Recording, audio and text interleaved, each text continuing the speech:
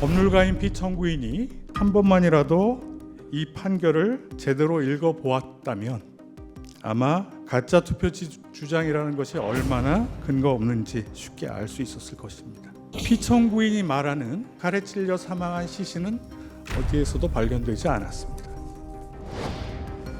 청구인 대리인 이원재 변호사입니다. 피청구인과 그 대리인이 이 사건 비상계엄의 이유 중 하나로 들고 있는 부정선거론에 대해서 말씀드리겠습니다. 소추 사유 중 피청구인이 중앙선거관리위원회 침탈과 관련되어 있는 내용입니다. 비상계엄이 선포된 후 국회에서 일어났던 일은 온 국민이 실시간 방송을 통해 지켜보아서 그 실상을 잘 알고 있습니다. 그러나 당시 군 병력이 선거관리위원회에 출동했던 일은 뒤늦게 알려지고 또 그 과정이 자세히 보도되지도 않아서 국민들에게 실상이 덜 알려져 있습니다. 이후 수사 과정에서는 비상계엄 주도 세력이 선관위 주요 직원들을 체포, 감금하고 심지어 고문까지 할 계획을 세운 것이 드러났습니다. 아시다시피 피청구인이 계엄을 선포하면서 밝힌 계엄 사유에는 선관위나 부정선거에 관한 내용은 없었습니다. 2024년 12월 12일자 담화에서 피청구인은 선관위 전산 시스템에 문제가 많아서 국방부 장관에게 점검하도록 지시하였다라고 하였습니다. 그러나 선관위 전산 시스템의 문제가 비상계엄의 사유가 될 수 없다는 점은 차치하더라도 피청구인이 문제라고 언급했던 내용은 사실과 달랐습니다.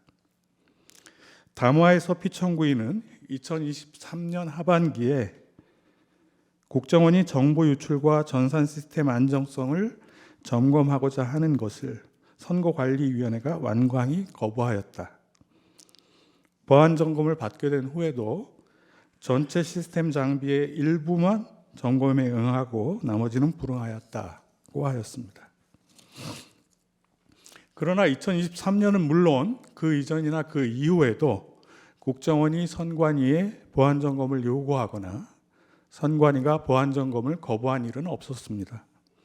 법률상 국회, 법원, 헌법재판소, 선관위 같은 헌법기관은 스스로 필요성이 있어 요청하지 않는 한 국정원의 보안 점검 대상이 아니기 때문입니다. 2023년 국정원의 보안 점검은 선관위가 스스로 요청해서 이루어졌습니다.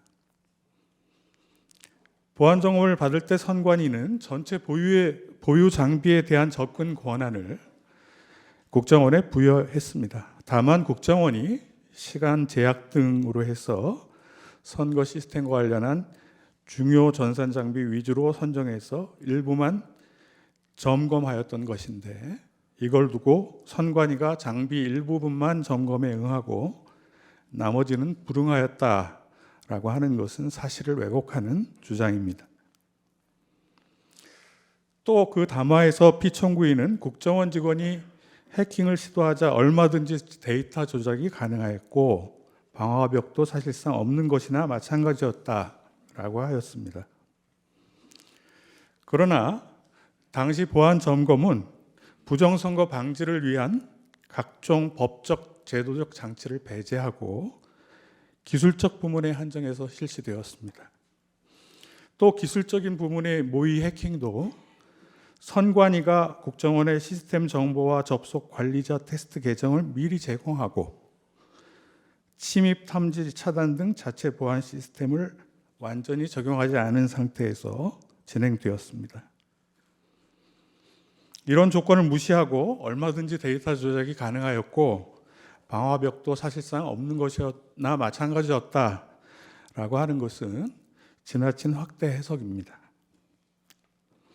피청구인은 2024년 4월 총선을 앞두고 선관위에 문제 있는 부분에 대한 개선을 요구했지만 제대로 개선되었는지는 알 수 없었다라고도 했습니다. 그러나 선관위는 보안점검 이후에 지적된 취약점을 대부분 조치하고 24년 4월 총선 전에 정당 참관인 입회하에 2차례 국정원과 합동으로 이행 여부 현장 점검을 완료하였습니다. 달리 국정원이나 다른 기관이 선관위의 시스템에 대해서 문제점을 제기하거나 점검 요구를 하거나 개선 요구를 한 적은 없었습니다. 즉 개선 여부를 알 수 없었다는 주장은 사실이 아닙니다. 피청구인은 2025년 1월 15일에 공개한 국민께 드리는 글에서 선관위의 시스템의 부실에 관한 주장에서 한 발짝 더 나아가서 우리나라 선거에서 부정선거의 증거는 너무 많다.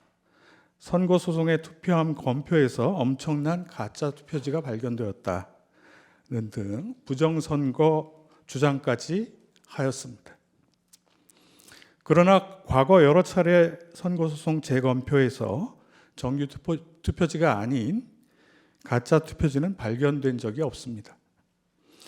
피청구인 대리인이 가짜라고 주장하는 투표지들은 21대 국회의원 선거의 소송 재검표 과정에서 나온 투표지입니다.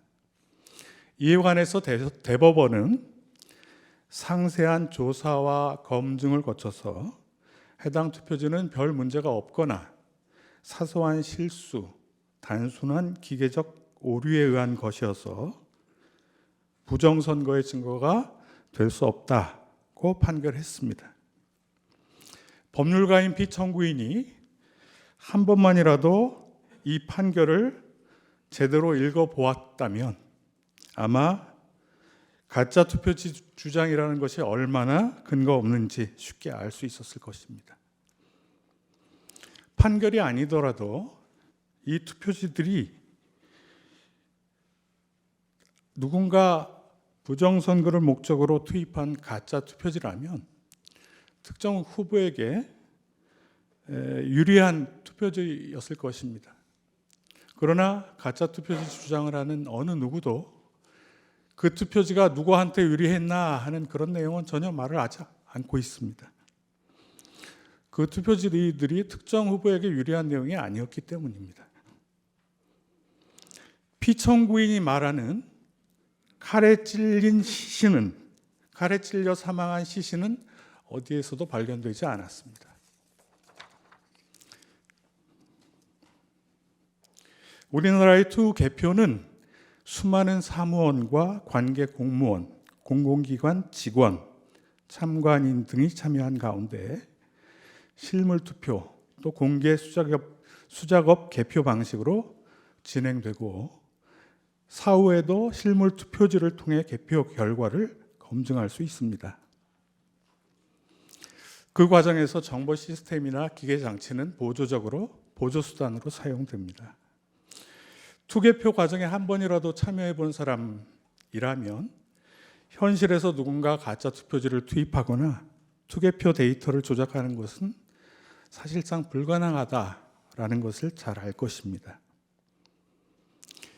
이 사건 소추 이후에서는 피청구인이 비상계엄을 선포하고 선거관리위원회에 침입해서 서버를 압수수색하고 하는 행위들이 위헌 위법성이 주로 다루어졌지만 비상계엄 이후 피청구인이 담화 등을 통해 선거관리위원회를 공격하고 부정선거 음모론을 제기시키고 확산시킨 행위는 우리나라 선거제도, 대의제도에 더욱 치명적인 영향을 끼쳤습니다.